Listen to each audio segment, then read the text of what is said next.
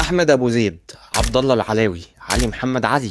ما المعنى؟ لازم توقف فرجة على القنوات دي واي محتوى مشابه، عشان ده ممكن يكون سبب كآبتك وحزنك. تخيل اننا اصحاب وانت جيت تشتكي لي وعندك مشكلة وبتثق في رأيي، فتيجي تقول لي انا بقالي كام يوم نومي مش متظبط ومش عارف اظبط نومي وبصحى وانام متأخر ومرهق دايما. برد عليك واقول لك كلام معناه اللي انت بتعمله ده غلط، وانت ازاي مش مظبط حياتك وانت كده ضايع، وافضل الوم فيك. ده بالظبط اللي ممكن يوصل لك لما تتفرج على محتوى تطوير الذات. طبعا الناس اللي انا ذكرتهم مش بيوصلوا الكلام بالطريقة المباشرة القاسية دي، ولكن ده ساعات اللي بيوصل لي من فرجتي على النوع ده من المحتوى، لاني بتفرج كل يوم اكتر من فيديو. فلو انا بواجه مشكلة دلوقتي وعايز اتفرج على فيديو بيتكلم عن حل للمشكلة، بس لقيت الفيديو هيخليني اجلد ذاتي ويجيب لي افكار سلبية ويدخلني في مود حزن بدل ما يحسن من مزاجي، فبقفل الفيديو واتفرج على نوعية محتوى تاني او موضوع تاني بعيد عن اللي انا بواجه فيه مشكلة. يا رجل، ده حتى احمد ابو زيد عمل فيديو بيتكلم عن الموضوع ده. فده شخص من اكبر القنوات التعليمية في الوطن العربي اتكلم ان محتواه ممكن يجيب لك اكتئاب. فالكلام ده من شخص جوه المطبخ. طبعا انك تتفرج على نوعية المحتوى ده حاجة جميلة جدا ومقدر ده، بس خلي بالك الافراط فيه ممكن يأذيك اكتر ما يفيدك. فاتفرج وقت فعلا لما تكون محتاج تتفرج،